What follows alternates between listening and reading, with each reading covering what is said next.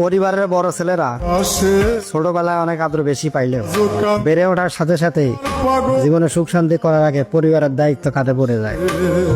সবার জন্য সবকিছু করার পরও একটা সময় গিয়ে শুনতে হয়, কি করছে আমাদের জন্য। তারপরে থাকলো বউ পোলাপান, ভাইদের জন্য করতে গিয়ে তাদের কাছেও খারাপ হইতে হয়। পরিবারের বড় ছেলেদের বলবো, মাসে 3 লক্ষ টাকাও যদি আপনি সংসারে দেন তারপরও বেশি হবে না। জীবনে যা ইনকাম করেন অন্তত কিছু হলেও নিজের জন্য রাখেন, শেষ বয়সে কাজে লাগবে। ধন্যবাদ।